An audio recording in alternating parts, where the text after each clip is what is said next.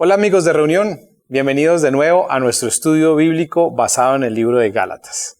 Aquí ya vamos en el segundo capítulo. Ustedes llevan varias semanas donde han estudiado el libro de Gálatas, al menos una introducción. La semana pasada vimos el primer capítulo y aquí entonces vamos a estudiar juntos el capítulo 2 de este libro tan bonito que es corto, pero que es muy profundo, que es el libro de Gálatas. Así que quiero invitarlos ahí en sus grupos a que me acompañen a leer juntos el libro de Gálatas, capítulo 2, en este momento. Ustedes lo pueden estar haciendo de día, de noche, no sé en qué momento, en qué lugar, en una casa, en un café, pero que en este momento donde ustedes estén, leamos juntos Gálatas. Recuerden que lo estamos leyendo a través de en la traducción viviente, nueva traducción viviente, pero si usted tiene otra versión, no hay ningún problema. Entonces, Gálatas 2 dice lo siguiente: Luego, 14 años más tarde, regresé a Jerusalén, esta vez con Bernabé, y Tito también vino. Fui a Jerusalén porque Dios me reveló que debía hacerlo. Durante mi tiempo allí me reuní en privado con los que eran reconocidos como los dirigentes de la iglesia y les presenté el mensaje que predico a los gentiles. Quería asegurarme de que estábamos de acuerdo, porque temía que todos mis esfuerzos hubieran sido inútiles y que estaba corriendo la carrera en vano. Sin embargo, ellos me respaldaron y ni siquiera exigieron que mi compañero Tito se circuncidara, a pesar de que era griego. Incluso, esa cuestión surgió solo a causa de unos supuestos creyentes, en realidad falsos, que se habían infiltrado entre nosotros. Se metieron en secreto para espiarnos y privarnos de la libertad que tenemos en Cristo Jesús. Pues querían esclavizarnos y obligarnos a seguir los reglamentos judíos. Pero no nos doblegamos ante ellos ni por un solo instante. Queríamos preservar la verdad del mensaje del Evangelio para ustedes. Los líderes de la iglesia no tenían nada que agregar a lo que yo predicaba. Dicho sea de paso, dice Pablo, su fama de grandes líderes a mí no me afectó para nada, porque Dios no tiene favoritos. Al contrario, ellos comprendieron que Dios me había dado la responsabilidad de predicar el Evangelio a los gentiles, tal como le había dado a Pedro la responsabilidad de predicar a los judíos.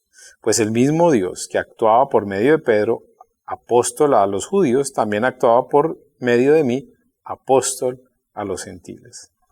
De hecho, Santiago, Pedro y Juan, quienes eran considerados pilares de la iglesia, reconocieron el don que Dios me había dado y nos aceptaron a Bernabé y a mí como sus colegas. Nos animaron a seguir predicando a los gentiles mientras ellos continuaban su tarea con los judíos. La única sugerencia que hicieron fue que siguiéramos ayudando a los pobres, algo que yo siempre tengo deseos de hacer. Versículo 11. Pero cuando Pedro llegó a Antioquía, tuve que enfrentarlo cara a cara, porque él estaba muy equivocado en lo que hacía. Cuando llegó por primera vez, Pedro comía con los creyentes gentiles, quienes no estaban circuncidados. Pero después, cuando llegaron algunos amigos de Santiago, Pedro no quiso comer más con esos gentiles. Tenía miedo a la crítica de los que insistían en la necesidad de la circuncisión. Como resultado, otros creyentes judíos imitaron la hipocresía de Pedro e incluso Bernabé se dejó llevar por esa hipocresía. Cuando vi que ellos no seguían la verdad del mensaje del Evangelio, le dije a Pedro delante de todos los demás: si tú, que eres judío de nacimiento, dejaste a un lado las leyes judías y vives como un gentil, ¿por qué ahora tratas de obligar a esos gentiles a seguir las tradiciones judías? Tú y yo somos judíos de nacimiento, ¿no somos? Pecadores como los gentiles. Sin embargo, sabemos que una persona es declarada justa ante Dios por la fe en Jesucristo y no por la obediencia a la ley. Y nosotros hemos creído en Cristo Jesús para poder ser declarados justos ante Dios por causa de nuestra fe en Cristo, y no porque hayamos obedecido la ley, pues nadie jamás será declarado justo ante Dios mediante la obediencia a la ley. Pero supongamos que intentamos ser declarados justos ante Dios por medio de la fe en Cristo y luego se nos declara culpables por haber abandonado la ley. ¿Acaso eso quiere decir que Cristo nos ha llevado al pecado? Por supuesto que no. Más bien, soy un pecador si vuelvo a construir el viejo sistema de la ley que ya eché abajo. Pues cuando intenté obedecer la ley misma me condenó. Así que morí a la ley. Es decir, dejé de intentar cumplir todas sus exigencias, a fin de vivir para Dios. Mi antiguo yo ha sido crucificado con Cristo. Ya no vivo yo, sino que Cristo vive en mí. Así que vivo en este cuerpo terrenal confiando en el Hijo de Dios, quien me amó y se entregó a sí mismo por mí.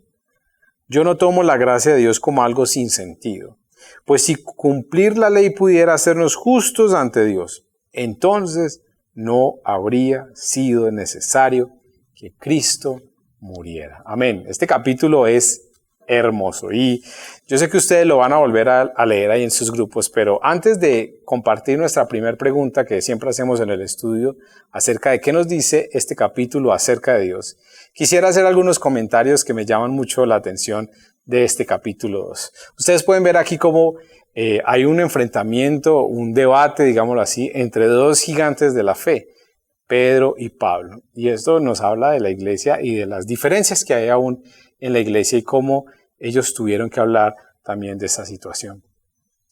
Aquí Pablo en este capítulo 2 nos enfatiza que no hay divisiones entre él y los líderes de la iglesia en Jerusalén. Ustedes vieron y leyeron que él de alguna manera les dice, mire, Pedro y todos los demás apóstoles son apóstoles hacia los judíos y tenían que predicarle a los judíos, pero mi llamado es un llamado hacia los gentiles, que para aquellos de ustedes que no entiendan, eran los gentiles todos aquellos que no eran judíos, que no habían nacido en Israel. Entonces, Pablo entiende que su llamado era hacia el mundo no judío y que Pedro y los demás apóstoles pues tenían un llamado hacia el mundo judío y de Israel.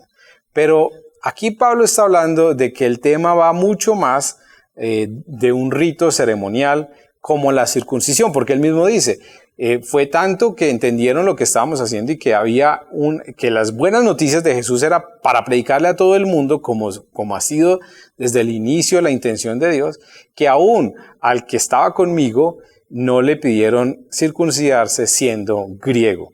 Entonces esto nos lleva a entender que Pablo está hablando mucho más allá del rito de la circuncisión o de los ritos judíos, sino que se trata de la autenticidad y de la integridad, una palabra que él usa en algún momento, del evangelio. ¿Qué es el evangelio? Y la semana pasada lo vimos de alguna manera. Pablo empieza a desglosar esta idea de que el evangelio no es lo que Jesús hizo en la cruz, más haga también esto. Lo que Jesús hizo en la cruz, pero también cumpla esto. No, es lo que Jesús hizo en la cruz. Y por su gracia somos salvos. Pablo lo menciona acá, tanto judíos como los gentiles somos justificados solo por la fe y no por la ley, no por lo que hagamos, no por nuestras obras. Por eso Gálatas de alguna manera está muy relacionado con el libro de Romanos, porque Romanos también habla de esto, de cómo la ley nos llevó hasta un punto, pero la ley para un judío que era cumplir la observancia de la ley, cumplirla, que era lo que ellos creían que lo salvaba. Pablo dice, no, nada de eso nos salva. Lo único que nos salva y que trae vida eterna a nosotros es la obra de Jesús en su cruz y esa es su gracia. Él lo hizo por amor a todos nosotros. Esto para todos nosotros debería ser una muy buena noticia, porque es que no hay nada que podamos hacer para ganarnos el favor de Dios. Él ya lo hizo todo por nosotros. Pero todo lo que hacemos lo hacemos no porque queremos que Dios nos ame más o porque queremos ser salvos, sino porque lo hacemos por amor, porque Él dio todo por nosotros finalmente. Y aquí Pablo de pronto hace la declaración, una de las declaraciones más importantes y un principio, una verdad clave para la vida cristiana. Y él dice, la vida cristiana se resume en la vida de Cristo en nosotros. Esto es el discipulado. Por eso en la introducción hablamos de cómo Gálatas es un libro que habla de la formación cristiana, del discipulado. Pablo dice, mire, finalmente, ¿qué es ser discípulo? Que Cristo viva en usted. Que Jesús viva en usted día a día. Que lo que usted diga, que lo que usted haga, es como si Jesús lo estuviera diciendo a través de usted. Y esa es la vida de Jesús. Eso es lo que significa ser discípulos. Que Jesús viva en nosotros a través de nuestro diario vivir. A través de lo que decimos, de lo que hacemos, de cómo vivimos la vida. Ahora, esto no quiere decir que tengamos que ser perfectos, porque el único perfecto es Él. Pero sí que vamos en un camino de crecimiento y de que, a pesar de nuestras embarradas, crecemos, nos desarrollamos y vamos avanzando. Entonces, Pablo aquí en este capítulo 2 nos enfatiza que no es el evangelio y algo más. La Biblia enseña que el evangelio de Jesús, de Cristo, es total, es integral y no necesita extras. No es el evangelio más la prosperidad, no es el evangelio más las obras, no es el evangelio más esto. El evangelio de Cristo es el evangelio total. La obra de Jesús en la cruz, su muerte, su resurrección y su gracia para salvarnos es todo lo que necesitamos para la salvación.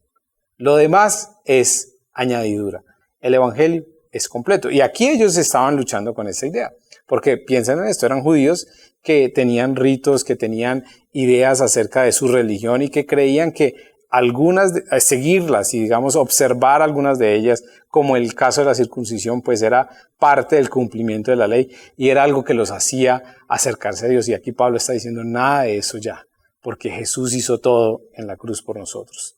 Así que algo que también me llama la atención, que él lo menciona en algún versículo del capítulo 2, es que el evangelismo está ligado con la misión y con la acción social hacia los más necesitados. Pablo, y no solamente aquí en Gálatas, en muchas otras cartas, Pablo practicó este modelo de misión integral, interesándose por ayudar a los más necesitados de su sociedad, de sus ciudades. Y siempre buscaban que el evangelio fuera práctico. Entonces, en este capítulo 2 podemos ver varias cosas. El discipulado, lo importante de entender que la vida cristiana se trata de que Jesús vive en mí y que por lo tanto yo vivo como Jesús donde quiera que estoy. Que también el evangelio no es añadirle más cosas para entonces hacerlo completo. El evangelio es completo, la obra de Jesús es completa. Pero que esa obra de Jesús, ese evangelio nos lleva a practicarlo, a vivir una misión integral donde quiera que estemos. Así que en esta primera lectura que hemos hecho de este capítulo y con estos comentarios que he hecho en este video, quisiera que ahora en sus grupos compartieran qué les llamó la atención de esta primera lectura del segundo capítulo de Gálatas. ¿Qué les habló acerca de Dios? Y cuando terminen de hablar de esto, volvemos a leer el capítulo de nuevo, alguno de ustedes vuelve y lee el capítulo y nos preguntamos entonces qué nos dice acerca de nosotros como seres humanos. Y luego terminamos con un tiempo de oración en cada uno de nuestros estudios. Las dudas, las preguntas, todo lo que surja en sus estudios, anótenlas, escríbanlas. Si digamos, algunos de ustedes tienen alguna duda que no son capaces de resolver en sus grupos, escríbanla y pásenla a alguno de nosotros, compártanla conmigo a través de las redes o bueno, nos la mandan para nosotros poder ir despejando las dudas en la medida que vamos haciendo estos videos. Así que disfruten la palabra del Señor, disfruten este capítulo 2 que es tan bonito, que es tan profundo, que tiene tantos elementos, vuelvan y léanlo y traten de indagar y de profundizar lo que más puedan en este capítulo 2 del libro de Gálatas. Así que sigamos disfrutando entonces este estudio bíblico que estamos haciendo juntos en diferentes lugares, en diferentes grupos, en diferentes ciudades. No solamente tenemos grupos en este momento en Armenia, sino que hay grupos en Perú, hay grupos en España, hay grupos en diferentes lugares. Así que disfrutemos mucho la palabra del Señor en esta semana y este segundo capítulo de Gálatas. Bendiciones.